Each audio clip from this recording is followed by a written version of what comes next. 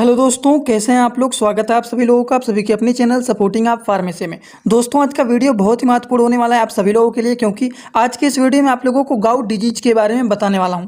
इसका क्या मतलब होता है? इसका मतलब है कि आज आप लोगों को गठिया बीमारी के इलाज के बारे में पूरी तरह से समझाने वाला हूँ कि गठिया बीमारी होता क्या है, ये बीमारी होता कैसे है, ये बीमारी होने का कारण क्या होता है, अगर किसी को गठिया का बीमारी हो जाता है तो उनमें कौन कौन से लक्षण देखे जाते हैं और इसको ठीक करने के लिए कौन कौन सी दवाइयाँ दिया जाता है। सारी की सारी बात आप लोगों को बस एक ही वीडियो में पूरा डिटेल बताने वाला हूं। तो दोस्तों, आज का वीडियो बहुत ही महत्वपूर्ण है, कोशिश करना कि एक बार इस वीडियो को पूरा जरूर देख लेना। तो चलिए वीडियो को स्टार्ट करते हैं बिना देर के हुए। लेकिन स्टार्ट करने से पहले एक महत्वपूर्ण सूचना यह है कि सपोर्टिंग आप फार्मेसी के इस चैनल पर यह वीडियो बनाया जाता है केवल और केवल मेडिकल छात्रों के नॉलेज के लिए। कोई भी दवा अपने से ना इस्तेमाल करें बिना डॉक्टर के सलाह के। दोस्तों, सबसे पहले तो हम लोग यहाँ पर समझेंगे कि अगर किसी को गठिया का बीमारी हो जाता है तो उनमें कौन कौन से लक्षण देखे जाते हैं, और इसके बाद हम लोग जानेंगे गठिया का बीमारी क्या होता है, गठिया का बीमारी कैसे होता है। ये दो बात हम बाद में जानेंगे और फिर इसके इलाज के बारे में हम जानेंगे। दोस्तों, अगर किसी को गठिया का बीमारी हो जाता है तो उनमें देखा जाता है सेवर पेन होना, रेडनेस हो जाना, स्वेलिंग हो जाना जॉइंट में, ऑफ्टन बिग टॉय मतलब टॉफी की तरह एकदम आकार बन जाना उसका। Attack can come suddenly often at night मतलब ज़्यादातर जो दर्द होता है वो रात के समय देखा जाता है। शुद्ध हिंदी भाषा में जो लोग जानना चाहते हैं वो भी जान सकते हैं कि अगर किसी को गठिया का बीमारी हो जाता है तो उनमें देखा जाता है उस जगह पर बहुत ज़्यादा दर्द होना, वहाँ पर लाल हो जाना, वहाँ पर सूजन बन जाना। जोड़ों में ज़्यादातर दर्द तब देखा जाता है, रात के समय पर ज़्यादा दर्द देखा जाता है। दिन में कुछ कम रहेगा लेकिन रात जैसे होगा उसी समय पर ये दर्द जो होता है वो बढ़ता हुआ चला जाता है। और यही सारे की सारी लक्षण को देख करके हमें अनुमान लग जाता है कि हाँ, पेशेंट को गठिया का बीमारी हुआ है। आई होप आप सभी लोगों को इतना बात एकदम अच्छे से समझ में आ गया होगा। लेकिन यहाँ पर बात ये आता है, गठिया का रोग लोगों को होता क्यों है, ये गठिया बीमारी होने का कारण क्या होता है, लोगों को आखिरकार गठिया का बीमारी क्यों होता है। चलिए इसको हम जान लेते हैं। दोस्तों, गठिया का बीमारी होने का जो मेन कारण होता है वो होता है यूरिक एसिड के जो क्रिस्टल होते हैं वो जमा होने लगते हैं, और वो ज़्यादातर जोड़ों के पास ही जमा होते हैं। और जब यूरिक एसिड के क्रिस्टल जमा होने लगेंगे जोड़ों के पास तो उसकी वजह से वहाँ पर धीरे धीरे करके दर्द होना स्टार्ट हो जाएगा, धीरे धीरे करके वहाँ पर सूजन बनने लगेगा, और जब सूजन बनने लगेगा तो लाल हो जाएगा, दर्द होना स्टार्ट हो जाएगा, और पूरी की पूरी अपना आकार ये ले लेता है, और इसी को बोला जाता है गठिया का बीमारी। तो मेन जो कारण होता है इसका दोस्तों वो होता है यूरिक एसिड के क्रिस्टल का जमा होना। जैसे कि मान लीजिए हमारे पैरों का ये उंगलियां हैं, अब यहाँ पर धीरे धीरे करके यूरिक एसिड का क्रिस्टल जमा होने लगेगा तो यहाँ पर भी गठिया का बीमारी हो सकता है। इसी तरह से लोगों को गठिया का बीमारी होता है। अब आपके मन में ये सवाल होगा कि आप तो कह रहे हैं कि ये ज़्यादातर जोड़ों के पास यूरिक एसिड का क्रिस्टल जमा होता है और ज़्यादातर जोड़ों के पास ही देखा जाता है गठिया का बीमारी।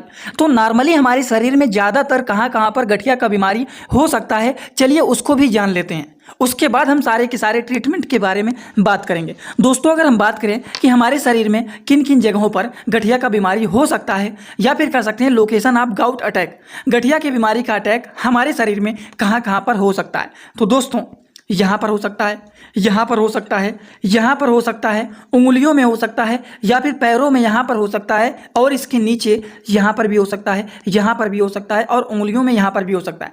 जहाँ जहाँ पर ज्वाइंट होते हैं वहाँ पर हो सकता है ये। क्यों? क्योंकि अगर यहाँ पर यूरिक एसिड के क्रिस्टल जमा हो गए या फिर यहाँ पर यूरिक एसिड के क्रिस्टल जमा हो गए, ज़्यादातर लोगों को पैरों में यहाँ पर हो जाता है गठिया का बीमारी, तो ये होता है यूरिक एसिड के क्रिस्टल के जमा होने के कारण ही गठिया का बीमारी देखा जाता है हमारे शरीरों में। तो ये तो सारी की सारी बात हो गया कि हमारे शरीर में गठिया का बीमारी किन किन जगहों पर हो सकता है।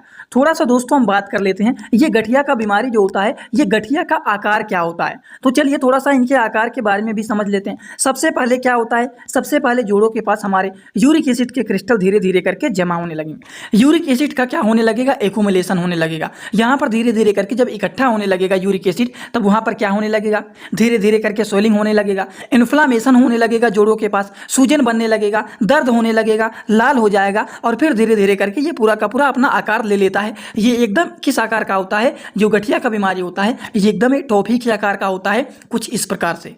समझ गए आप लोग एकदम अच्छे से किनका आकार कैसा होता है, ये कैसे होता है। हम बात करें गठिया का बीमारी जो होता है, यहाँ पर यूरिक एसिड का क्रिस्टल जैसे उंगलियों में जब जमा हो जाएगा तो इसी की वजह से यहाँ पर सूजन बनने लगता है, जोड़ों में इन्फ्लामेशन होने लगता है, स्वेलिंग होने लगता है। क्यों होने लगता है? क्योंकि यूरिक एसिड का क्रिस्टल जो है यहाँ पर जमा होने लग गया और धीरे धीरे करके इनकी संख्या बढ़ गया है, जिसकी वजह से यहाँ पर ये सारे के सारे प्रॉब्लम होना स्टार्ट हो गया है। समझ गए आप लोग, डिपॉजिट ऑफ यूरिक एसिड। यहाँ पर सारे के सारे यूरिक एसिड इकट्ठा हो गए जिसकी वजह से गठिया का बीमारी हो गया है और ये पूरा का पूरा अपना आकार ले लेता है जिससे पेशेंट को बहुत सारे प्रॉब्लम होने लगते हैं, जो कि सारे के सारे सिम्टम मैं आप लोगों को बताया हूँ। ये बहुत ही बेसिक बात बता रहा हूँ आप लोगों को और आप सभी लोगों को ये सारी बात पता ही रहना चाहिए। दोस्तों थोड़ा सा हम बात कर लेते हैं ये गठिया बीमारी में कितने स्टेज होते हैं। तो दोस्तों देखा जाए तो इसमें 4 प्रकार के स्टेज होते हैं। सबसे पहले वाले स्टेज में क्या होता है, हाई यूरिक एसिड लेवल, क्या होना, यूरिक एसिड का बिल्डअप होना। सबसे पहले वाले स्टेज को पढ़िए, यहाँ पर देखिए, uric acid building up in the blood and starting from crystal around joint. मतलब यूरिक एसिड का बिल्डअप होना, यूरिक एसिड हमारे ब्लड में बनने लगना और धीरे धीरे करके यूरिक एसिड जो है हमारे जोड़ों के पास जमा होना शुरू हो जाएंगे। ये पहला स्टेज होता है। दूसरे स्टेज में क्या होने लगेगा, जब धीरे धीरे करके पहले वाले स्टेज में हमारे जोड़ों के पास यूरिक एसिड जमा होने लगेंगे तो क्या होने लगेगा, गठिया बीमारी का जो लक्षण होता है वो दिखना शुरू हो जाएगा। धीरे धीरे दर्द होना स्टार्ट हो जाएगा, गठिया बीमारी का अटैक आना दिखाई देने लगेगा, रात के समय दर्द होना दिखाई देगा। ये सारे प्रॉब्लम दूसरे स्टेज में दिखाई देने लगेंगे जिसको बोला जाता है एक्यूट गाउट। समझ गए आप लोग। तीसरे स्टेज की बात करें तो ये होता है इंटरक्रिशियल गाउट। इसमें क्या होता है, period of remission between gout attack. इसमें धीरे धीरे करके गठिया बीमारी बढ़ने लगता है और दर्द होना स्टार्ट हो जाता है। अगर इसका कंट्रोल नहीं करते हैं तो चौथा स्टेज भी शुरू हो जाता है जहां पर गठिया बीमारी पूरा अपना आकार ले लेता है, एकदम टॉफी का आकार ले लेता है जोड़ों के पास, जिसकी वजह से पूरा का पूरा जो लक्षण आप लोगों को सिम्टम बताया हूं वो सारे के सारे लक्षण चौथे वाले स्टेज में दिखाई देने लगते हैं जिसको बोला जाता है क्रोनिक स्टेज। तो ये 4 स्टेज होते हैं। पहले स्टेज में धीरे धीरे करके यूरिक एसिड जमा होने लगेगा, दूसरे वाले स्टेज में गठिया बीमारी का लक्षण दिखाई देने लगेगा हल्का फुल्का, जो कि ये स्टार्टिंग स्टेज होता है जिसको एक्यूट गाउट भी बोला जाता है। तो इसका स्टेज होता है, अगर आपको पहले स्टेज में लग जाता है कि यूरिक एसिड बढ़ रहा है तो इसको तुरंत कंट्रोल कर देना चाहिए। दूसरे तीसरे स्टेज में जाने से पहले ही कंट्रोल कर लेंगे तो ये प्रॉब्लम ज़्यादा नहीं बढ़ेगा। तो चलिए दोस्तों, ये सारी की सारी बातें हो गई। अब हम लोग बात करने जा रहे हैं इलाज के बारे में। अब देखिए, मैं आप लोगों को इसके बारे में, गाउट डिजीज के बारे में क्यों इतना सारा बात बताया हूँ कि गठिया बीमारी क्या होता है, गठिया बीमारी कैसे होता है और गठिया बीमारी होने का कारण क्या होता है। अगर आपको गठिया बीमारी होने का कारण पता चल गया और गठिया बीमारी होने पर लक्षण पता चल गया, ये 2 बात अगर आपको पता चल गया तो एकदम आसान हो जाएगा आपके लिए ट्रीटमेंट, क्योंकि सिम्टम और काजेज को ही देख करके पेशेंट का ट्रीटमेंट किया जाता है। और अभी आप लोग तुरंत देखेंगे और आपको भी समझ में आएगा कि हम आप लोगों को किस बेसिस पर ट्रीटमेंट बता। दोस्तों इसी तरह से मैं आप सभी लोगों के लिए एक बुक बनाया हूं जिस बुक का नाम है A to Z medicine book. ये जो दोस्तों बुक है ये टोटल 600 पेज का है, जिसमें आप लोगों को टोटल 46 चैप्टर मिल जाएंगे और साथ ही साथ आप लोगों को फ्री में पूरे बुक का 46 वीडियो लेक्चर भी मिल जाएगा हर एक चैप्टर का, जिसकी आप लोगों को मिल जाएगा मात्र 499 रुपये। ये बुक आप लोगों को PDF के फॉर्मेट में व्हाट्सअप पर मिलेगा, जो कि आप कैसे लेंगे इसी वीडियो के कमेंट बॉक्स में जाएंगे, वहां पर एक लिंक मिल जाएगा। जब आप उस लिंक पर क्लिक करेंगे तो डायरेक्ट आप व्हाट्सएप पर पहुंचेंगे, उसी नंबर पर आपको पेमेंट करना है, वहीं पर आपको बुक और पूरे बुक का वीडियो लेक्चर भी मिल जाएगा। जो लोग लेना चाहते हैं ले सकते हैं, जो लोग प्रैक्टिस करने वाले छात्र हैं जरूर इस बुक को परचेज करें, जिसमें हजारों प्रकार की दवाइयों का नॉलेज आपको मिल जाएगा। जैसे कि सबसे पहला मेडिसिन, तो दोस्तों सबसे पहला जो मेडिसिन है वो है एलोप्यूरिनाल। अब देखिए, एलोप्यूरिनाल कई प्रकार के आते हैं। ये देखिए, जाइलोरिक के नाम से फेमस होता है, ये भी एलोप्यूरिनाल टैबलेट है। ये जायरिक के नाम से फेमस होता है, ये भी एलोप्यूरिनाल टैबलेट होता है। इसी तरह से एक ये होता है लो गाउट एसआर, जो कि इसका भी वही कंपोजिशन है, एलोप्यूरिनाल। तो बस आपको एक ही नाम याद रखना है कि एलोप्यूरिनाल टैबलेट का काम क्या होता है। एलोप्यूरिनाल 100 mg का भी आता है, 250 mg का भी आता है और 300 mg का भी आता है। तो दोस्तों एलोप्यूरिनाल का काम होता है decrease uric acid in the blood. मतलब हमारे ब्लड में जब यूरिक एसिड की मात्रा बढ़ने लगता है तो धीरे धीरे करके ये जॉइंट के पास इकट्ठा होने लगता है, जोड़ों के पास जमा होने लगता है, जिसकी वजह से क्या होने लगता है, लोगों को गठिया का बीमारी होने लगता है। तो एलोप्यूरिनाल टैबलेट का काम होता है कि ये हमारे ब्लड में यूरिक एसिड के लेवल को कम करने का काम करते हैं।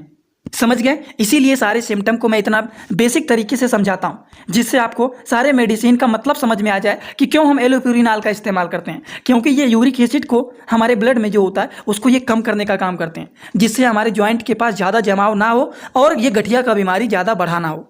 समझ गए? इसीलिए एलोप्यूरिनाल टैबलेट का इस्तेमाल किया जाता है। इसी तरीके से अगला जो मेडिसिन है वो है दोस्तों कोल्किसिन। अब देखिए, कोल्किसिन मेडिसिन ये भी है, जो कि कोल्कासाइन के नाम से ये फेमस होता है।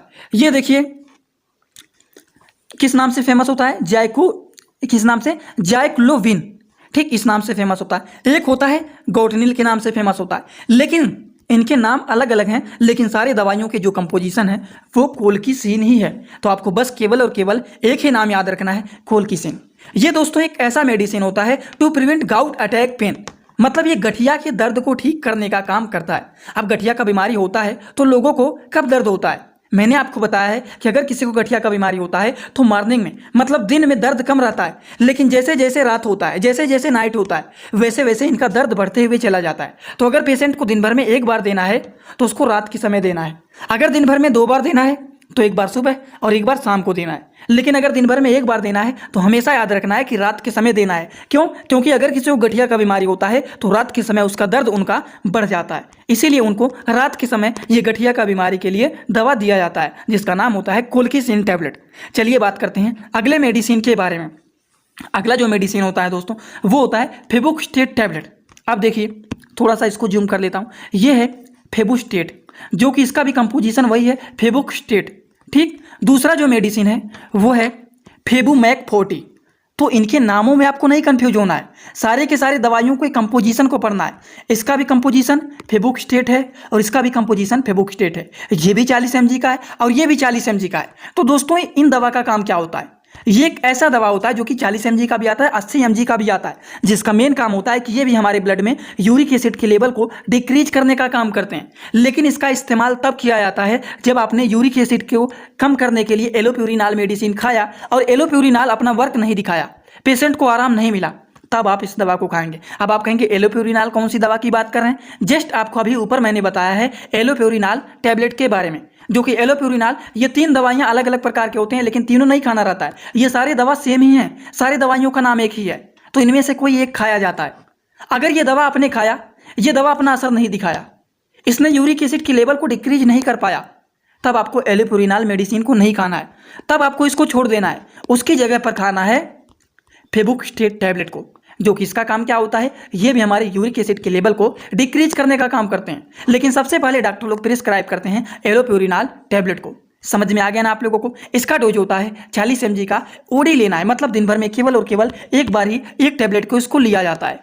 ये बातें आपको समझ में आ गया ना एकदम अच्छे से? इसी तरीके से बात करते हैं कि अगर किसी को क्रोनिक गाउट हो गया है, अब जो लोगों ने एकदम अच्छे से हमारे वीडियो को देखा होगा उनको पता होगा कि क्रोनिक गाउट क्या होता है। क्रोनिक गाउट का मतलब होता है कि थोड़ा सा स्टेज में आते हैं, इसीलिए सारे स्टेज दिखाया हूँ।